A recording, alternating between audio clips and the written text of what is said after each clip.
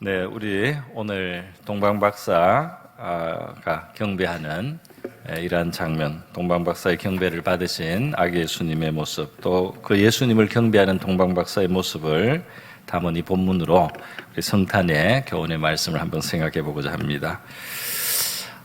우리 성경에는 아주 자세하게는 나와 있지 않지만 우리 교회 전통 속에는 좀 전설들이 있습니다. 이 전설들에 하면 이 동방박사들은 별을 보고 왔지만 또 그 외에도 하나님의 지시를 밤의 꿈을 통해서나 천사의 방문을 통해서 받았다고 합니다. 전설이기 때문에 믿으라는 의미는 아니고 그냥 우리가 참고할 수 있겠습니다. 그래서 이 전설에 하면 이 사람들의 이름도 소개를 하는데요. 이 황금을 들인 멜기오르라는 사람은 좀 나이가 있는 노인이었고, 또 모략을 드린 발타사르라는 사람은 이제 중년의 나이였고, 또 유향을 드린 사람은 청년인데 이름은 가스파르였다. 이런 이제 전설입니다. 그러니까 이제 노인이나 청년이나 장년이나 이제 골고루 모든 세대를 대표해서 왔다. 그런 의미가 될 것 같습니다. 그런데 이것은 이제 방금 제가 말씀드린 것은 이제 로마 가톨릭 교회 속에 전해오는 전설이고요. 그 외에도 고대부터 있었던 우리 교파들, 기독교 교파 중에 시리아 교회라는 교파도 있고, 또 아르메니아 정교회라든지, 또 에디오피아 정교회 등 이런 아주 오래된 그 교파들이 있는데, 이런 교파들도 비슷한 전설들을 가지고 있어요. 다만 이제 이름이 좀 다르고, 또 이제 그 지역도 이제 페르시아라고 주장하는 것도 있고, 더 멀리 있는 동쪽이라고도 이제 주장하기도 하고, 여러 가지 견해가 있습니다. 그래서 사실은 이제 전설은 전설일 뿐이고요. 또 우리가 성경을 보니까 이게 구체적으로 세 사람이 동방박사라는 말도 사실은 분명하지가 않습니다. 세 가지 예물을 드렸다는 것은 분명하죠. 그래서 거기에서 유추해서 한 사람이 하나씩 가져왔을 것이다. 이렇게 해서 세 사람이라고 우리가 유추를 하는데요. 하여튼 동방박사들 이렇게 말하는 걸 보면 한 사람은 아니고 두 사람 이상, 세 사람 또는 그 이상일 수도 있습니다. 그래서 우리가 확실하지 않은 것도 여러 가지 있지만 또 확실한 것은 분명히 동방에서 박사들이 왔다는 사실. 그런데 이제 오늘 중요한 것은 그들이 또 이렇게 예물을 드렸다는 이 사실도 분명한 것이고요. 그들이 그 과정에서 어떤 일을 겪었는지, 어떤 경험을 했는지, 그들이 어떻게 돌아갔는지까지 모두 이제 이 성경에서는 우리에게 구체적인 또 부분들을 가르쳐 주고 있습니다. 이제 동방박사 이야기를 우리가 이제 대하면서 한 가지 꼭 기억해야 될 것이 있어요. 이것은 2000년 전에 주님께서 아기의 모습으로 이제 나셨을 때 그 동방에서 온 박사들이 그 예수님을 환영하고 또 경배하고 또 예물을 드리는 이러한 그 사건이 우리하고 얼마나 가까우냐 하는 것인데요. 그것이 그냥 먼 옛날 그들의 이야기다. 이렇게 한다면 오늘 본문의 의미가 무슨 본문의 의미가 있겠습니까? 그런데 사실 이 동방박사 이야기는 바로 우리와 연결되어 있는 이야기입니다. 우리와 바로 연결이 아주 깊게 되어 있습니다. 왜 그렇습니까? 이 동방박사들이 예수님 앞에 나가서 경배하고 또 예물을 드렸던 바로 이것은 사실 바로 지금 여기에 있는 우리도 포함해서 바로 우리를 대표해서 이들이 나갔다 이 말입니다. 할렐루야. 이 동방박사 이야기는 바로 우리를 대신해서 그들이 간 거예요. 그때. 바로 이 유대인뿐 아니라 이방인들의 구세주도 되시기 때문에 이방인들, 유대인 밖에 있는 세계, 그 당시에 아직 하나님의 율법 안에 들어와 있지 않은 일반 세계의 사람들, 이방인이라고 하죠. 그 이방인들도 바로 이 구세주, 유대인의 왕의 가문을 통해서 오셨지만 온 인류를 구원하시기 위해서 오신 그분은 온 인류의 구세주이기 때문에 이방인들도 마땅히 와서 그를 경배하고 예물을 드림이 마땅하기 때문에 이들이 하나님에 의해서 오게 됐는데요. 이것이 바로 우리도 사실 이방인입니다. 유대인이 아니니까 육신적으로는 바로 우리를 대신해서 2000년 전에 동방박사들이 그 자리에 있었다는 사실을 우리가 기억할 수 있기를 바랍니다. 그래서 우리는 이분들에게 감사도 해야 되겠고요. 이분들의 한 일이 바로 우리가 했어야 될 일을 이분들이 했고, 또 이분들이 대신해서 우리도 그분들 안에서 한 셈이다, 이렇게 우리가 생각할 수가 있겠습니다. 여러분, 예수님은 유대인의 왕이라, 그래서 동방박사들도 유대인의 왕으로 나신 이가 어디 있느냐 하고, 이제 2절에 보면 이스라엘 예루살렘 지역에 와서 이제 묻게 된 것입니다. 그런데 이들이 유대인의 왕으로 나신 이가 누구냐 하면서도 이방인이 왔어요. 그리고 아주 특별한 경우입니다. 이런 경우는 성경에 우리가 다른 데서 찾아볼 수가 없습니다. 그러니까 유대인의 왕도 맞지만 그 왕이 이방인에게도 굉장히 중요한 의미를 가지기 때문에 이방인에게도 그 왕이 가져오는 혜택과 축복이 있기 때문에 이들이 왔다는 것이죠. 그럴 것을 그들은 어떤 방법으로 깨닫고 지금 경배를 하러 왔다는 것입니다. 우리 마태복음이 시작되는 곳을 보면요, 이 예수님이 바로 유대인만의 어떤 구세주가 아니고 온 세계 구세주라는 사실을 시작할 때부터 지금 이 2장 앞에 있는 1장 예수님의 나오는 가계도 계보 족보 속에도 그것을 표현했습니다. 마태복음이 시작하는 1장 1절에 바로 말씀하죠. 아브라함과 다윗의 자손 예수 그리스도의 세계라 그랬어요. 네. 아브라함과 다윗의 자손 예수 그리스도의 세계라 이렇게 시작했는데요. 이것을 가만히 생각을 해보면은 무슨 뜻입니까? 지금 아브라함이라고 하는 아주 중요한 유대인의 그 과거 역사에 아주 중요한 분이 있어요.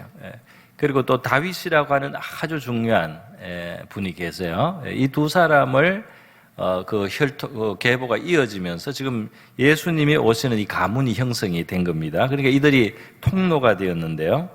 통로가 되었는데 이 아브라함과 다윗의 이름을 특별히 마태복음 1장에서 언급하는 이유는 바로 이 아브라함에게 주신 하나님의 약속, 그리고 다윗에게 주신 이 하나님의 약속 속에 장차 어떤 분이 오실 것을 하나님이 미리 예고를 하셨기 때문입니다.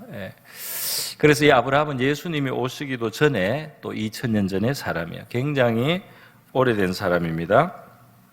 그런데 하나님께서는 창세기 22장에 아브라함에게 특별한 은총을 주셨고 약속을 주셨어요. 창세기 22장 보면 놀라운 사건이 있습니다. 하나님이 아브라함에게 아주 늦게 어렵게 얻은 그 독자 아들을 번제물로 바치라는 아주 놀라운 명령을 합니다. 그런데 아브라함이 얼마나 믿음이 있는지, 믿음이 아주 있을 뿐 아니라 이 하나님을 그동안 겪어오면서 이 사람의 믿음이 깊어졌어요. 그래서 하나님이 이 주신 이 아들을 통해서 민족을 이루겠다고 약속하신 이 아들을 하나님이 바치라고 하니까 내가 이 아들을 바칠 때는 하나님이 이 아들을 죽은 다음에 살려내야만 하나님의 모든 약속들이 이루어지므로 하나님은 이 아들을 부활시킬 것이다. 이렇게 믿고 말이죠. 아브라함이 이 아들을 번제로 바치려고 산에 데리고 와서 칼을 빼기까지 했습니다. 그때 이제 하나님이 중단을 시켰어요. 됐다고 이제 그것으로 충분하다고 하시면서 이 아브라함을 축복해 주신 이야기입니다. 그때 창세기 22장 16절에 보면은 여호와께서 이르시되 내가 이같이 행하여 너의 아들 독자라도 아끼지 아니하였은즉, 여기 독생자의 희생 있잖아요. 여기 아브라함이 지금 하나님이 나중에 하실 일을 아브라함이 지금 한번 해보는 겁니다. 하나님이 그렇게 한번 시켜본 거예요. 너가 내 독자도 아끼지 아니하였은즉 내가 내게 큰 복을 주고 내 씨가 크게 번성하여 하늘의 별과 같고 바다의 모래 같게 하리니 내 씨가 그 대적의 성문을 차지하리라. 이건 이제 후손이 번성한다는 이야기인데요. 그러나 여기에 더 말씀이 있습니다. 또 내 씨로 말미암아 천하 만민이 복을 받으리라. 그런데 여기에 내 씨로 한 이 말씀이 말이죠. 복수가 아니고 단수예요. 한 사람을 말합니다.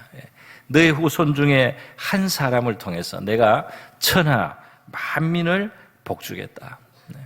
이렇게 하나님이 약속했습니다. 이 비슷한 약속은 창세기 12장에도 이미 하나님이 주신 바가 있습니다. 그래서 무슨 말이냐면 언젠가 아브라함의 후손 가운데 오실 어떤 분으로 말미암아 하나님을 떠나서 저주와 고통과 괴로움이 있는 이 세계 속에 하나님께로부터 오는 천하 만민을 위한 복이 오게 될 것이다. 할렐루야. 천하 만민을 이 죄의 세계, 고달픈 세계, 또 심판을 받아야 될 이 세계 속에 참 복을 회복시키고 하나님 앞에 참 복을 가져올 분을 하나님이 아브라함의 이 가문을 통해서 보내실 것이다 하는 약속이 있다 이 말입니다. 그런가 하면 하나님께서는 이 다윗 왕에게도 아주 귀한 약속을 주셨습니다. 다윗 왕은 하나님의 마음에 합하고요, 아주 의롭고 공의롭고 하나님을 크게 사랑하는 그런 왕이어서 이 왕의 시대에 하나님께서 큰 축복을 이스라엘에 내려주셨는데요. 하나님께서는 다윗 왕에게 그 후손에 대한 그 다윗 왕의 이 가문에서 날 아주 또 중요한 앞으로 올 미래 왕에 대한 말씀을 하셨습니다. 역대상 17장에 보면 내 생명의 연한이 차서 내가 조상에게 돌아가면 내가 너 뒤에 내 씨 곧 내 아들 중 하나를 세우고 그 나라를 견고하게 하리니 그는 나를 위하여 집을 건축할 것이요 나는 그의 왕위를 영원히 견고하게 하리라. 그러니까 영원한 왕권을 가진 다윗의 후손이 온다 이 말입니다. 14절에 보면 내가 영원히 그를 내 집과 내 나라에 세우리니 영원한 왕을 주신다 이 말이야. 그의 왕위가 영원히 견고하리라. 그래서 하나님께서는 이 아브라함의 후손 가운데 천하 만민에게 복을 줄 분을 약속하셨고 그 아브라함의 후손 중에 다윗도 있습니다. 이제 또 이 다윗으로 더 구체적으로 돼서 또 아브라함의 후손 중에 다윗의 후손 중에 계속 이어서 영원한 왕을 주시겠다 이 말이에요. 그거 같은 동일한 대상입니다. 영원한 왕인데 천하 만민에게 복을 가져다 주실 분. 그 영원한 왕으로서 천하 만민에게 복을 가져다 주실 바로 그분 메시아 예수가 오시는데 그는 자기 백성을 저희 죄에서 구원하셔서 그 일을 이루신다는 겁니다. 할렐루야. 그래서 여러분 예수님께서는 바로 이와 같이 아브라함과 다윗의 후손으로 이 세계에 오셨고요. 구원자가 되셨어요. 그래서 이것은 천하 만민이 다 포함이 된다 이 말입니다. 천하 만민이 다 예외 없이 여기에 해당이 돼요. 예수님이 십자가에 달려 이제 돌아가실 때 그 십자가 위에 말이죠. 빌라도가 죄패를 붙였어요. 죄패를 붙였는데 죄패에다가 나사렛 예수 유대인의 왕 이렇게 썼는데요. 희한하게도 이 빌라도는 십자가 위에 그 죄패에다가 20절 요한복음 19장 20절에 보면 예수께서 못 박힌 곳이 성에서 가까운 곳으로 많은 유대인들이 이때를 읽는데 히브리와 이 패를 읽는데 히브리와 이거 이스라엘 말입니다. 로마와 이 라틴어입니다. 헬라 말로 그리스 말입니다. 로 기록되었더라. 이게 그 당시 온 세계 그 당시 그 관념에 의해서 온 세계 세계어로 이 예수님이 왕이라고 십자가 위에다가 그 패를 붙였다 이 말입니다. 그랬더니 대제사장들은 유대인의 왕이라고 쓰지 말고 자칭 유대인의 왕이라고 써야 된다 이렇게 주장을 했는데요. 빌라도가 받아주질 않았어요. 빌라도도 화가 났어요. 그래서 내가 쓸 것을 썼다.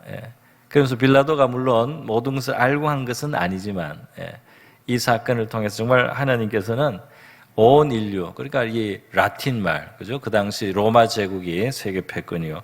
그 다음에 헬라 말, 그리스가 로마 제국 속에서도 그리스 문화가 그 로마 세계를 또 지배를 했습니다. 그래서 그 헬라 말이 온 세계에 퍼져 있었고요.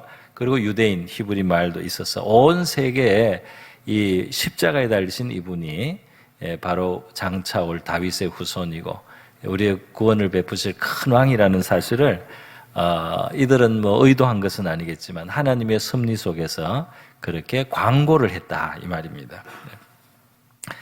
여러분 유대인도 이방인도 사실 다 하나님은 한 하나님이시잖아요. 우리 모두 하나님의 피조물입니다. 유대인들을 하나님이 먼저 선택하고 그들에게 먼저 율법도 주고 그들에게 먼저 하나님의 규례를 가르쳐 주시고 그들을 통해서 또 메시아가 오시겠지만 하나님이 유대인 밖의 세계를 잊으신 것이 아니에요. 바로 유대인은 온 세계, 유대인 밖에 있는 온 세계를 향한 하나님의 통로일 뿐이지 온 세계는 여전히 하나님의 사랑의 대상이에요.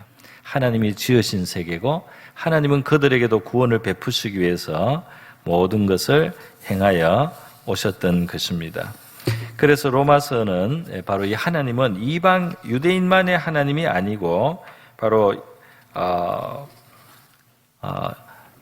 이방인의 모든 민족들의 하나님이시다 그랬어요. 로마서 3장 말씀을 제가 한번 읽어드리겠습니다. 로마서 3장 20절 율법의 행위는 그 앞에 의롭다 하심을 얻을 율체가 없다. 그래서 이 율법을 이제 하나님은 유대인에게 먼저 줘서 시범으로 모두 죄인이라는 것을 확인시켜 주셨습니다. 율법으로는 죄를 깨달음이라. 율법을 가지고 이렇게 되어보면 사람이 항상 여기 벗어납니다. 여기 완전하지가 않아요. 나라도 결국 이 율법을 못 지켜서요. 그 나라는 망하게 되었어요. 율법 외에 한 하나님의 한 의가 나타났으니 율법과 선지자들에게 증거를 받은 것이다. 율법과 선지자들을 통해서 이 하나님이 주실 더 큰 새로운 축복, 하나님의 의, 우리에게 주실 의가 예고가 되어 있었습니다. 그것이 뭐냐? 바로 예수를 통해서 우리가 하나님 앞에 의로움을 받게 된다는 이제 이러한 약속이다 이 말입니다. 22절에 곧 예수 그리스도를 믿음으로 말미암아 모든 믿는 자에게 미치는 하나님의 의니 차별이 없느니라. 이 차별이 없어요. 유대인도 이방인도 뭐 아프리카 사람도 뭐 저 유럽 사람도 아시아 사람도 중동 사람도 뭐 이 동방 사람도 전부 다 관계없이 모두 율법 아래서는 죄인이 되고요. 그리고 예수 그리스도를 믿음으로 의롭다함을 받는 이거에 차별이 없다 이 말입니다. 왜 모든 사람이 죄인입니다. 23절에 모든 사람이 죄를 범하였으며 하나님의 영광에 이르지 못하더니 하나님의 영광에 이르기는 고사하고 우리가 이 죄 가운데 병들고 죄 가운데 어그러진 모습으로 살다가 영광에 이르지 못하고 이 죄의 결과로 우리가 죽음을 맞게 되는 것입니다. 그리스도 예수 안에 있는 속량으로 말미암아 하나님의 은혜로 값없이 의롭다 하심을 얻은 자 되었느니라. 예수님의 피가 흘려져서 그것을 믿는 사람들에게 죄값을 하나님이 치러주시고 그래서 은혜로서 값없이 하나님은 의롭다고 우리를 받아주시게 된다 이 말입니다. 이 예수를 하나님이 그의 피로써 믿음으로 말미암은 화목 제물로 세우셨으니 그래서 하나님이 구약시대의 화목 제물을 하나님 앞에 드려서요 이 소나 양의 그 피를 흘려서 그 값으로 이제 죄를 청산하고 하나님하고 다시 화목되게 하는 이러한 연습을 시키신 겁니다. 그리고 또 그것이 장차 예수 그리스도의 십자가의 고난과 희생이 우리의 죄값을 대신할 수 있다는 것을 미리 가르쳐 주신 거예요. 이는 하나님께서 길이 참으시는 중에 전에 지은 죄를 관과하심으로 자기의 의로우심을 나타내 하나님은 참 의로우신데요. 우리 인생들이 아담의 후손으로 태어나서 이렇게 죄인이 되니까 하나님은 그 독생자를 보내고 그 독생자의 피를 흘리고 그를 희생했어요. 그를 믿는 자마다 의롭게 하시는 이러한 하나님의 방식을 이제 만드시게 된 겁니다.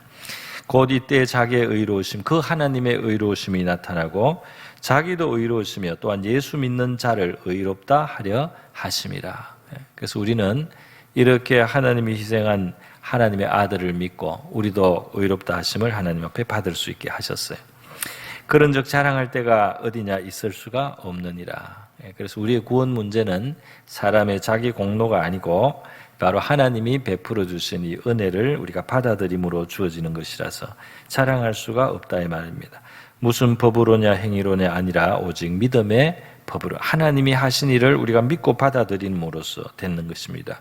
그러므로 사람이 의롭다 하심을 얻는 것은 율법의 행위에 있지 않고 믿음으로 되는 줄 우리가 인정하노라. 율법은 우리를 죄인인 걸 깨닫게 해주는 역할을 하고요.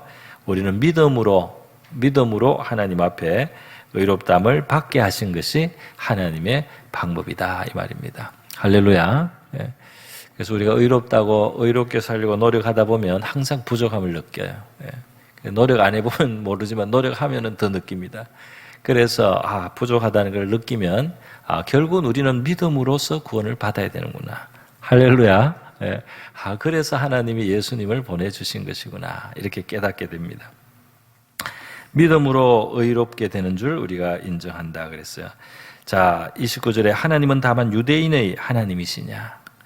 또한 이방인의 하나님은 아니시냐? 그랬어요. 유대인 중심으로 우리가 이제 성경에 하나님을 체험시켰습니다. 그러나 이거는 샘플이고요. 그렇다고 유대인만의 하나님으로 영원히 남아 계시려고 한 게 아니에요. 유대인만의 하나님이 아니고 이방인의 하나님은 아니시냐? 이방인의 하나님도 마땅히 되십니다. 진실로 이방인의 하나님도 되시느니라. 오늘 저와 여러분 사실 유대인이 아니라서 이방인이죠. 그런데 우리의 하나님이 되시는 줄 믿습니다. 그 오랫동안 구약시대에 유대인 역사 속에 역사하신 하나님은 우리 이방인인 우리를 포함해서 온 인류를 구원하시려고 그렇게 하신 겁니다. 할렐루야. 할례자도 믿음으로, 이 할례자는 이제 유대인의 또 다른 표현이죠. 그들의 율법 속에 할례를 받겠으니까.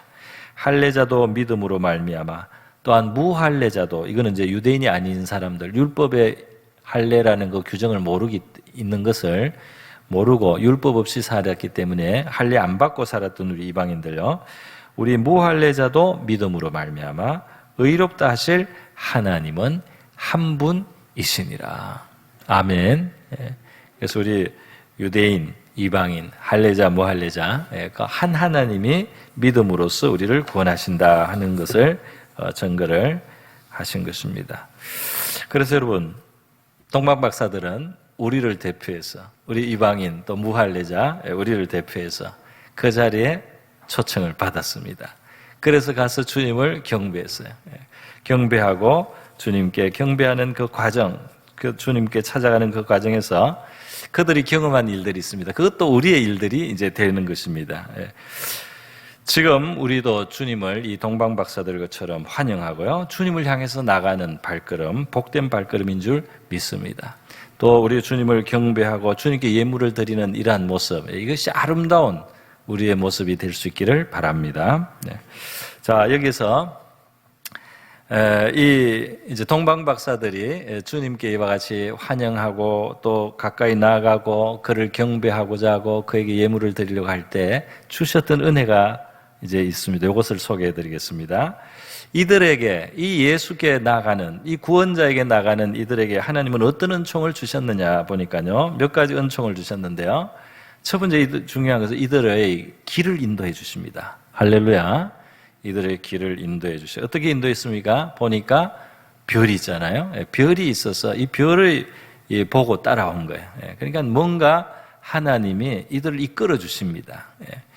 우리가 하나님 앞에서 예수 그리스도 앞에 나오는 이 과정에는 하나님이 우리를 이끄시는 것이 있는 줄 믿습니다. 그 별의 역할을 누군가가 했을 거예요. 집안에서 했거나, 집안 가족 중에 했거나, 친구 중에 했거나, 아니면 어떤 사람은 그냥 교회 십자가 보고, 그 교회 십자가, 어떤 사람은 교회에서 울리는 종소리가 별처럼 그 사람의 마음을 끌어당긴 거예요.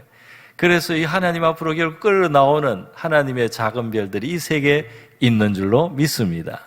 또 어떨 때는 우리가 이 작은 별이 되기도 합니다. 그래서 우리를 통해서 어떤 사람들이 예수님께로 나가기도 하죠. 그렇게 우리 주님께서는 결국 우리를 인도하십니다. 인도하시는 별을 통해서 할 뿐 아니라 또 다른 것이 있습니다. 또 다른 것이 뭐냐면 이 동방 박사들이 이제 예루살렘에 왔는데요. 이제 거기서도 길을 잠깐 어디로 가야 될지 모를 때 이제 왕에게 이제 가까이 간 겁니다. 그래서 왕에게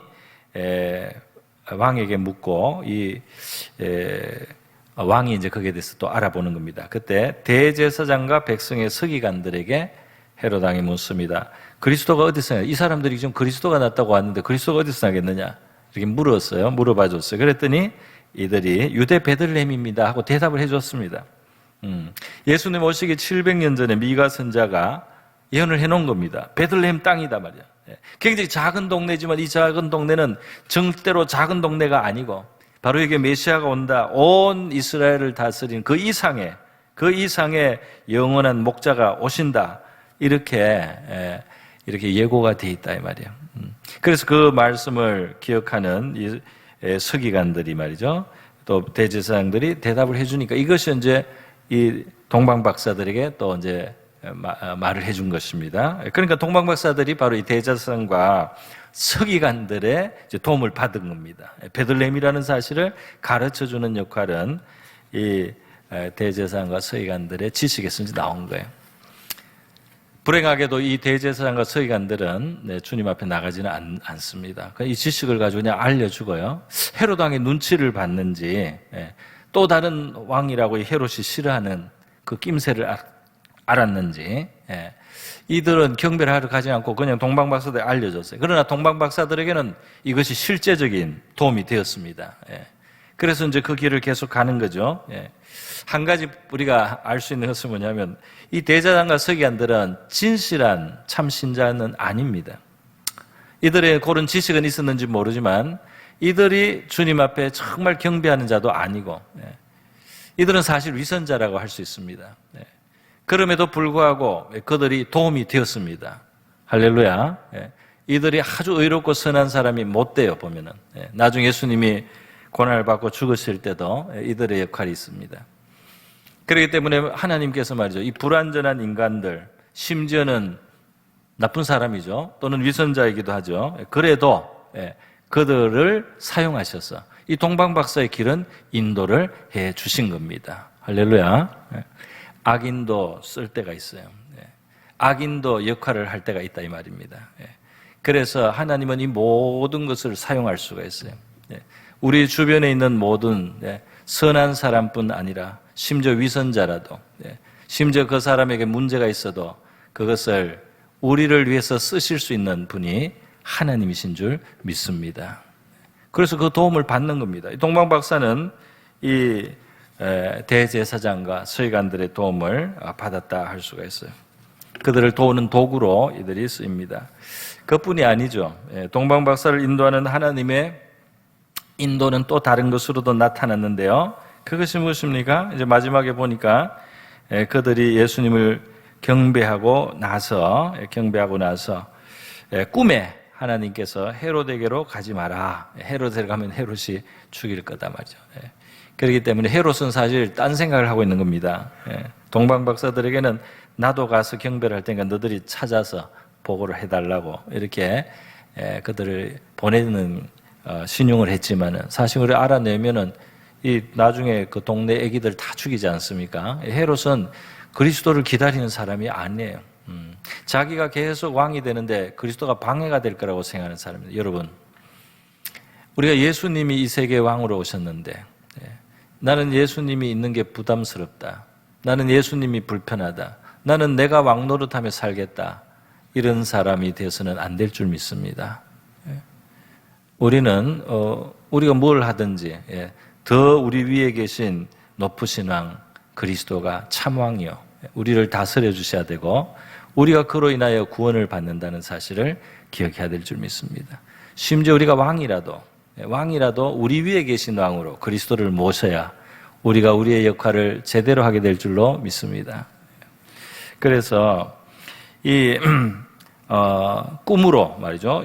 꿈으로 헤롯에게로 가지 말고 바로 다른 길로 가라. 헤롯이 추적하지 못하도록 그렇게 가라 하고 지시를 하나님이 이제는 직접 알려주셨다 이 말입니다. 그러니까 동방박사들을 하나님이 인도한 것을 보니까 별이라는 그 사물을 통해서 또 사람을 통해서 선한 사람뿐 아니라 이 악한 사람 또는 위선자도 사용해 주시고 또 꿈을 통해서 하나님이 친히 가까이 알려주셔서 깨달음을 주셔서 이들이 안전할 수 있도록 또 해주시고 이들이 그리스도 앞에 나오는데 모든 것이 가능하도록 그것이 이루어질 수 있도록 도와주셨습니다.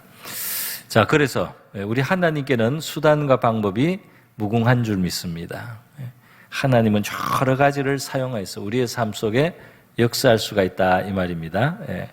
하나님이 뭐 하늘의 창을 여신들 우리 이 지금 이렇게 어려운 처지가 바뀔 수 있겠느냐 이런 말 하다가 어떤 사람은 정말 하늘의 창이 열렸는지 하여튼 하나님이 주시는 양식이 주어질 때 이 사람은 깔려 죽은 사람이 있어요.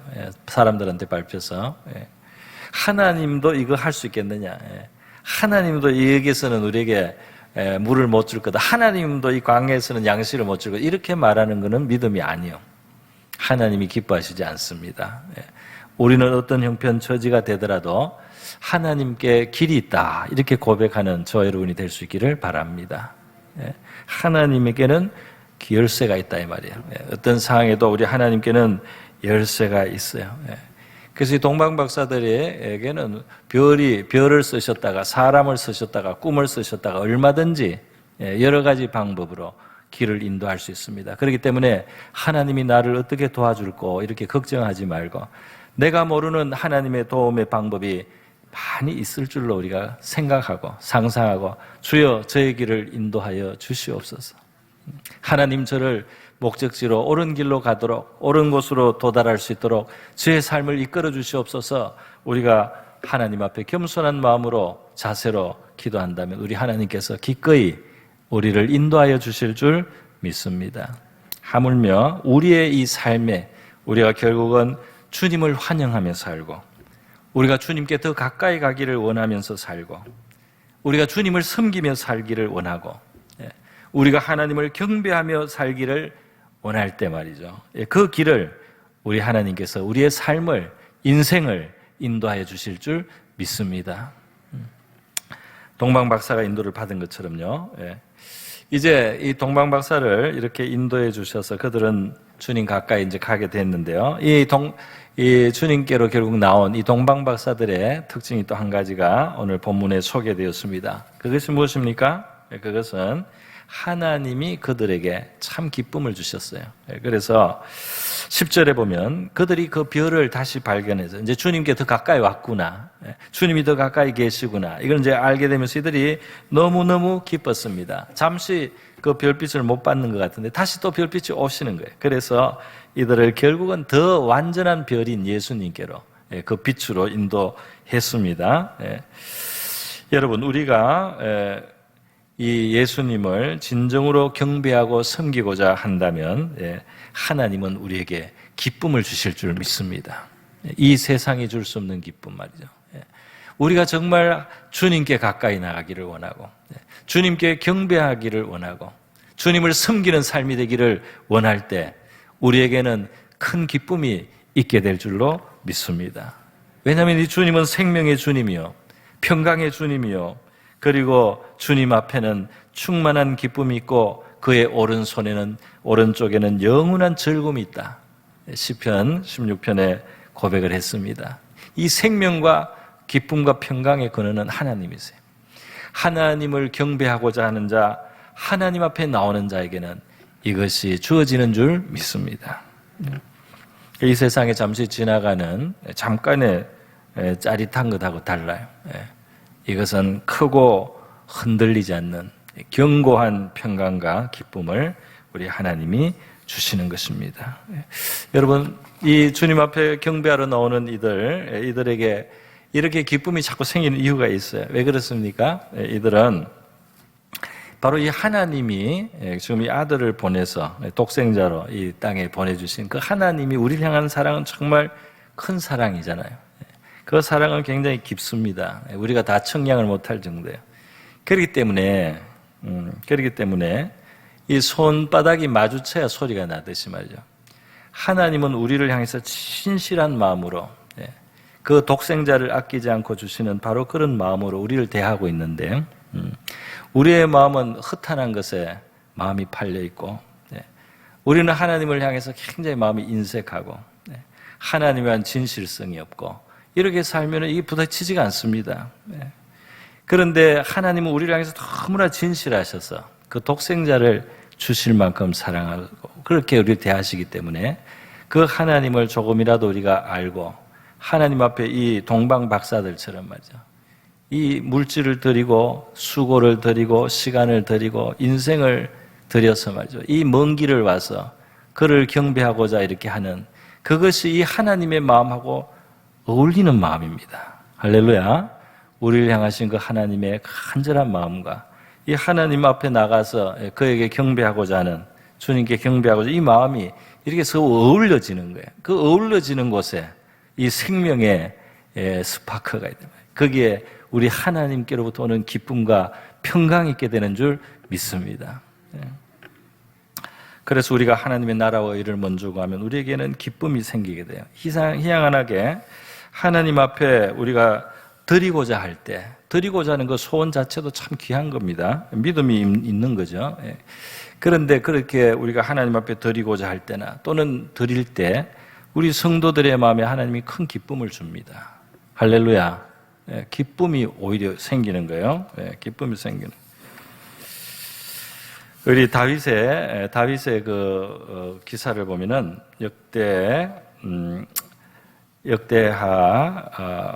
역대상 29장에 보면요, 다윗이 성전을 지으려고 굉장히 많은 보물들을 하나님 앞에 이제 드렸어요. 그렇게 드리고 또 백성의 지도자들도 드리고 천부장, 백부장, 왕의 사무관들이 다 드린데 희한하게 뭐라고 되어 있냐면 즐거이 드리되 이렇게 되어 있습니다. 할렐루야. 여러분이 하나님 앞에 즐거이 드린 마음을 가지면 정말 복 있는 사람인 줄 믿습니다. 하나님 앞에 드리는 게 즐거운 사람은 정말 복된 사람이에요. 그 사람은 정말 천국을 가진 사람이 분명합니다. 하나님을 가지는 것이 즐거운 사람 말이죠. 그래서 이 전쟁을 통해서 얼마나 많은 그 금은 보물들을 그 다윗이 얻었습니까? 그것을 하나님 성전을 짓는데 막 다 드리는 거예요. 그리고 백성들도 또 드리는데요. 이 역대상 29장 9절에 보면 백성들은 자원하여 드렸으므로 기뻐하였으니 그렇게 됐어요. 희한합니다. 이 신앙에는 희한한 게 있단 말이에요. 하나님께 우리는 받기도 하지만은 우리가 받아서도 감사하지만 드리면서 기쁜 이 신앙, 우리의 신앙이 될 수 있기를 바랍니다. 그래서 드리면서 기쁜 거예요. 성심으로 여호와께 자원하여 드렸으므로 다윗 왕도 심히 기뻐하니라. 참 희한한 기쁨입니다. 세상에서도 물론 뭐 마음이 넓은 사람들은 기쁘게 주기도 하겠지만은 이것이 이제 하나님 앞에 이렇게 될 때 이것은 정말로 이거는 너무너무 보배로운 것인 줄 믿습니다. 다윗은 이렇게 드리면서 기뻐하고 성전을 위해서 기뻐하면서요 하나님 앞에 기도하는 것이에요. 그 역대상 29장 10절에 보면 온 회중 앞에 여호와를 송축하면서 하나님 영원부터 영원까지 송축을 받으십시오 이렇게 하면서 이 모든 것이 다 하나님의 것입니다. 이렇게 고백을 하는 거예요. 위대하심, 권능, 영광, 승리, 위엄이 다 주께 속하였고 천지에 있는 것이 다 주의 것이로소이다. 여호와여 주권도 주께 속하였으니 주는 높으사 만물의 머리이심이니이다. 부와 귀가 주께로 말미암고 무슨 왕이거나 무슨 높은 지위거나 어떤 물질이거나 말이죠. 또 물질을 얻을 수 있는 능력이거나 신분이거나 그 무엇도 다 주님께로부터 왔다 이 말입니다. 이게 다 주님의 것이다. 주님은 만물의 주제가 되사 손에 권세와 능력이 있사오니 모든 사람을 크게 하심과 강하게 하심이 주의 손에 있나이다. 아무것도 아닌 사람을 목동으로 양치던 이 다윗을 하나님은 높이시고 강하게 하시고 크게 만드는데 이스라엘의 통일왕국의 왕이 되도록 높이실 수가 있었어요. 다윗만 그렇게 했습니까? 하나님의 손 안에 모든 것이 있단 말이에요. 바벨론의 대왕 느부갓네살도 하루 아침에 권세를 잃게 하는 게 하나님이에요. 또 하루 아침에 그 사람들을 회복시키는 것도 하나님의 작정하시면 이루어지는 겁니다. 그것을 아는 우리는 하나님께 합당한 영광을 돌려드려야 될 줄 믿습니다. 우리의 모든 것이 다 하나님의 것이기 때문에요. 그래서 여러분 오늘 이 동방박사가 유향이나 황금이나 모약이나 여기에는 뜻도 많다고 하죠. 뜻도 아주 깊은 뜻이 있는데 그러나 이제 그럼에도 불구하고 결국은 뭡니까? 이 모략은 예수님의 죽음, 이 장례식 때 쓰는 거, 유향은 이 제사장이 사용하는 거고, 이 황금은 왕에게 올리는 예물이요. 그래서 예수님이 왕이면서 우리를 위한 제사장이면서 또 우리를 위해서 자기의 생명을 바친 희생 제물도 되시는 바로 그런 분이라는 암시가 있다고 설명도 합니다만은 어쨌든 굉장히 귀한 것들입니다. 이 귀한 것들을 우리 하나님 앞에 드리면서요. 그들은 기뻐했고 바로 오늘 저와 여러분을 대신해서 그렇게 한 것입니다. 바로 오늘 우리를 대신해서 이들이 예수님께, 아기 예수님께 극진하게 경배를 했던 것이에요. 오늘 동방박사의 바로 이 일을 우리가 기억하면서 우리의 모습도 그게 비추어 봅니다. 우리의 삶도 주님을 환영하고 주님께 더 가까이 나가는 삶이 될 수 있기를 바랍니다. 또 우리가 주님을 경배하고 섬기는 삶이 될 수 있기를 바랍니다. 그럴 때 우리의 걸음걸음에 우리 하나님의 인도하심이 함께 하실 줄 믿습니다. 하나님의 평안과 기쁨을 누리시는 여러분 되시기를 주님의 이름으로 축원드립니다.